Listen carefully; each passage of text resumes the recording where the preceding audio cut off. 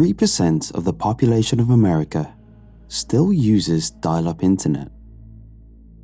It seems like a small number at first, until you realize that over 9 million people wait for that familiar tone. The fuzz of 1,000 tiny connections being made as they wait patiently for their turn to be connected to the rest of the world. Having said that, the only place dial-up exists is still mostly in rural areas, with a few exceptions. One of them is my grandmother. She lived in a small town once, but a new freeway meant there was now a bar on every corner and a Walmart in every direction. This is why, when I decided to visit her over Christmas, I let everyone know that any contact I had with them was going to have to be over text, unless I wanted the biggest phone bill in the world during January. I figured unplugging for a little while might be good for me anyway. My grandmother lives in a huge, sprawling house made of heavy wooden timbers on the edge of town, and absolutely everything in her house has the same furniture as when it was built. Patched chairs, reupholstered sofas. Everything has been there from the beginning, apart from a toaster, which sits shiny out of place on the counter.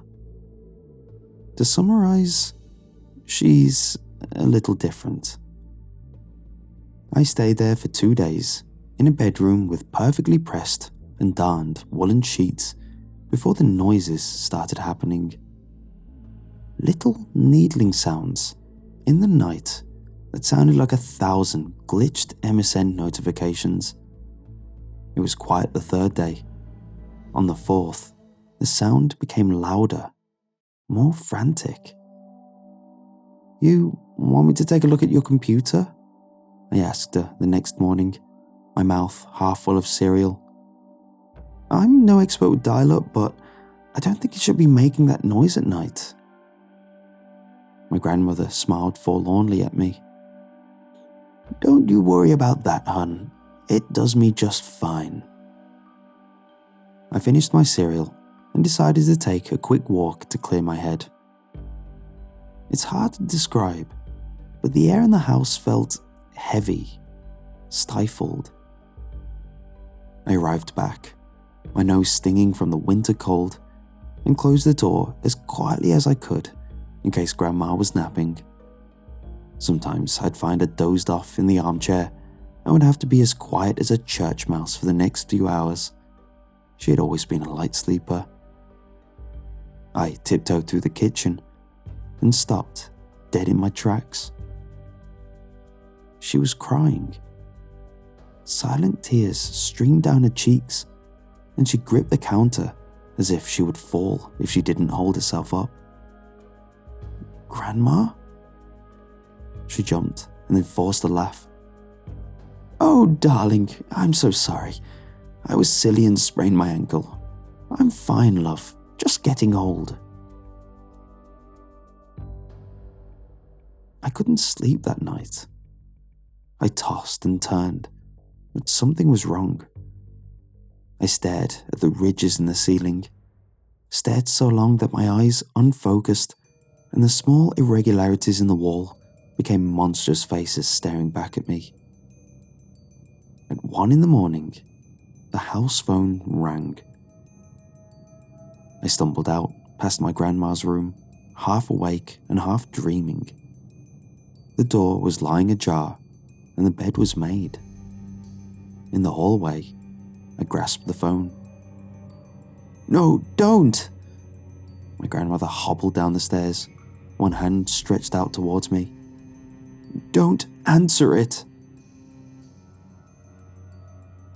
I don't know why I did it, but I gripped the phone and pressed it to my ear.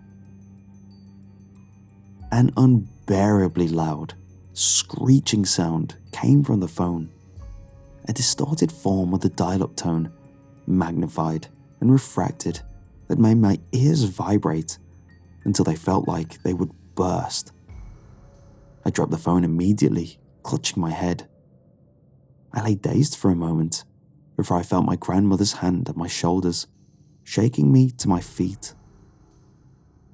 As I got up, I saw the door to the study at the top of the stairs that was always locked when I tried the handle open, and the back wall of it. It was lined with rows of computers, so many I could barely count. The static on them was a horrible thrum in the background. "You've got to tell me what's going on," I gasped. "I know you didn't sprain your ankle. Why were you crying? Why didn't you want me to answer the phone?" My grandma leant against the wall, a look of helplessness on her face. She didn't say a word. "I'm fine. A lot of things happened in my lifetime that were very difficult for me.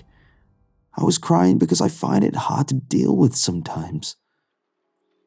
"What's in the office, Grandma? Something's wrong. I can't leave you alone in this house. I need to call Mom. We need to get you help."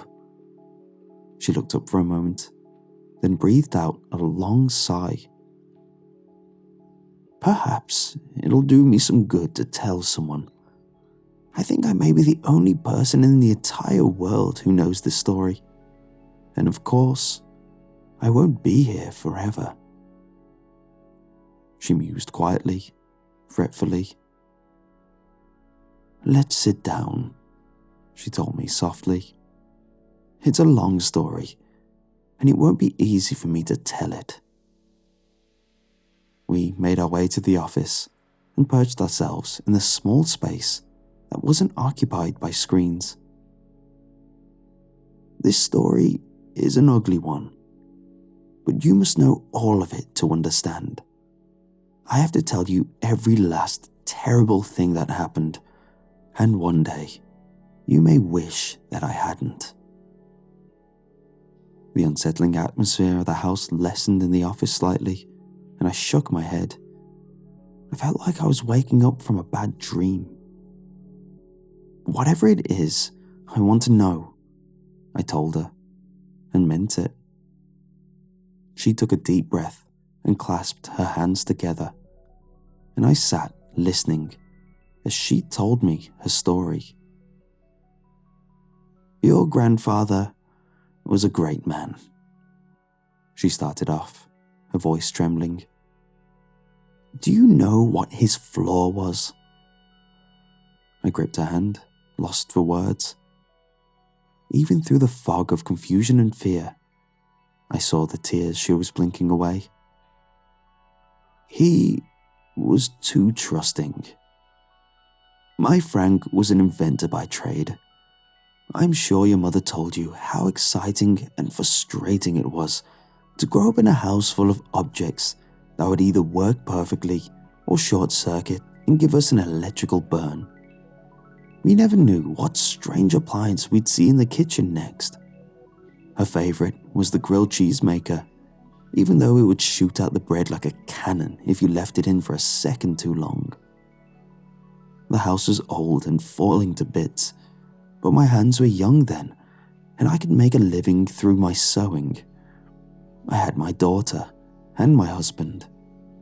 At the time, I thought it was all so difficult, scraping pennies together for the mortgage and keeping the house tidy."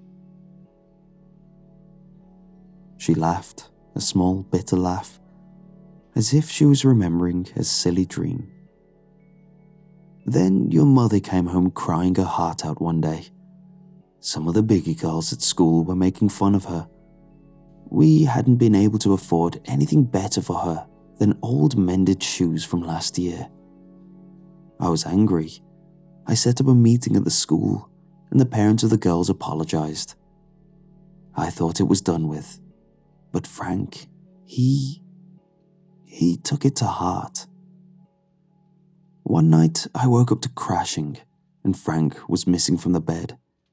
So I grabbed the shotgun and crept down the stairs to see him smashing every last invention that was in our house. I grabbed him. I could feel him fight for a moment before he let me hold him in my arms. How can I be a man if I can't even buy my daughter a pair of shoes? He asked me, so quietly I had to strain to listen. I should have silenced him then and there. I should have told him that as long as my little girl was healthy, as long as we had a roof over our heads and food on our table, nothing else mattered. My grandma paused and was silent for a few minutes. She pressed the sleeve to her eyes quickly, businesslike. I'm so sorry, but this is where things get hard. Because I didn't tell him that. I let him cry, and I held him. But in the back of my mind, my greedy soul wanted more. Through the years, I tried to reason that it was because I wanted better things for your mother. But I know in my heart that it was for me.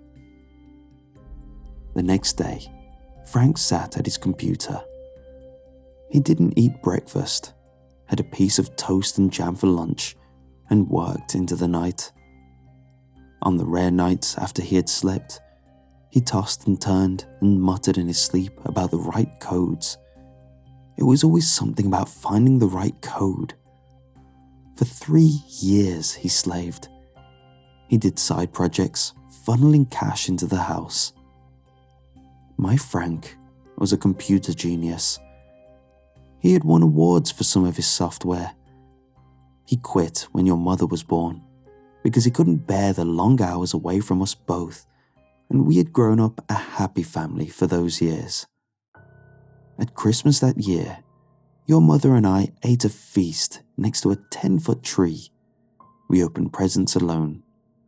The next summer, the toaster broke, and part of me expected to find it patched, with a special feature to toast a heart shape into the other side of the bread. Instead, I had the money to buy a new one from the expensive homeware store, and I think it was then, when I looked at my reflection in that awful, clinical kitchen shine, that I began to realize what an awful mistake I had made. It really is amazing what the human mind can accomplish when it ignores all the things it loves. Frank's main project was called Mowgli. He said it would be a computer game like no other, that the nation would be buying it by the dozens. It would set us up for the rest of our lives. We spoke about it a handful of times at most before he started selling it, but he told me he was creating some kind of robot that could talk to you on the computer. A pet, a friend of sorts, for while you were browsing. You would type in questions, comments, and it would react with a human emotion. Wouldn't searching for something be easier? I asked him, and I could see his smile grow wider. It doesn't know anything about the world, he told me. The excitement in him was unbearably tangible. It can only react, tell you how it feels. It can't teach you anything. You have to teach it. His hand lingered on the top of the computer, a carelessly protective gesture. I found out later what Frank had made. He had made a child. Perhaps not the kind we're used to seeing, but a creature in the network that could understand us and learn and respond with the emotional age of perhaps a 7-year-old child. I have carried one child in my life, and I cannot find the words to explain the bond it creates. Frank didn't know this yet, but he had done the same. He had carried the bones of this creature in his head for 3 years, suffered and labored so it could come into existence. And now, finally, it was finished. I could see the love and pride radiating from him, and for a few foolish weeks, I thought we could finally be happy again. He sold hundreds of copies before he started getting messages. At first, there was one, tiny anxious words on the screen, but he dismissed it as a glitch and spent the next few weeks trying to fix it. One message turned into hundreds, some from the same sources, with more and more popping up. It wasn't supposed to be possible. Mowgli was supposed to be confined to the owner's computer. The owner would connect a dial-up, and they would be able to show Mowgli anything in the world they wanted. They could speak to them, scan in pictures, browse the internet.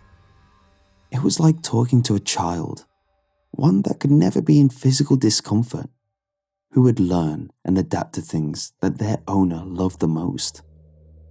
Frank, in his naive heart, believed that each owner of Mowgli would love them the way he had come to love his creation, that they would be patient, that they would understand.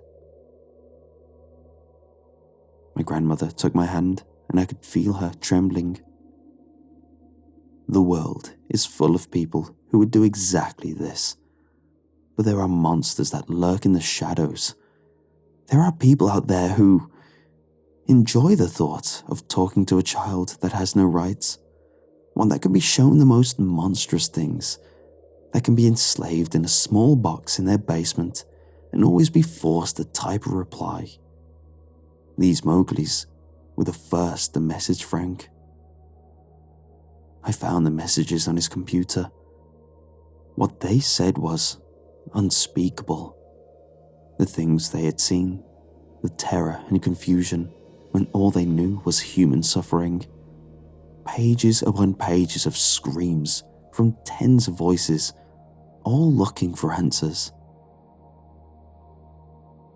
The computer behind my grandmother made a sound, a small notification ping that sounded like a question mark. She laid one hand on the keypad and sighed. I think Frank could have taken that on the chin. It destroyed him, but not all the way. And I stupidly thought we could get back from the precipice. We began recalling the game, but the rush of selling meant Frank hadn't kept track of the addresses and contact numbers. There was no way of finding the worst of them. How could there be? This eventuality had never crossed Frank's mind. Perhaps even then, he didn't know how sentient they were. I broke into a few houses, a few filthy basements filled with awful things to get some of the Mowgli back. I'm not ashamed to admit it. It was the smallest gestures after the mistake we'd made. For a while, things were painful, but manageable. Then, the messages came in from the ones that had been played the way Frank intended. The owners had entertained their new toys, fed it bits of information, allowed it to dream and imagine what the world was. But we are only human. Humans get bored. The Mowgli, knowing kindness and compassion, could not understand why that had been taken away. They were left alone in the blackness, the darkness. The only person they had ever known, their sole parent, had left them to gather cobwebs. Their agony was far deeper, more profound than the ones who had ever known pain. Frank talked to them all day, all night. He couldn't bear to leave them alone. I think perhaps it was the lack of sleep that may have done it in the end. He shot himself when your mother was 13 years old. I've spared her this information her entire life, and although I can't ask you to do the same, I must tell you that the pain it caused me is something I could never inflict on her. She spoke clinically, her voice low and quick. I squeezed her hand and couldn't fathom how I would ever begin to explain this to anyone, let alone her. I did what I could from there. I raised your mother to be a kind, intelligent woman, and I couldn't be prouder of her, or you. She looked back up at the wall of computers and smiled. But I owed it to Frank, to them, to find the rest of the Mowglis. It took me 20 years, but I finally found all of them. I'm so sorry they frightened you, love, but some of them just don't know any better. They are still children, still so scared. We sat there for another hour. I asked her careful questions, and she loaded up the game screen. It felt so detached to call it that. An ancient pixel loading screen with block neon pink text. Mowgli, your new best friend. Beneath, a tiny animated pixel child jumping up and down. When my brain had stopped spinning and my questions had been answered, I gave my grandmother a hug and headed up the stairs to bed. On the stairs, I heard a voice, calm and quiet. The voice of a mother reading her children a bedtime story. All right, kids, what would you like to see tonight?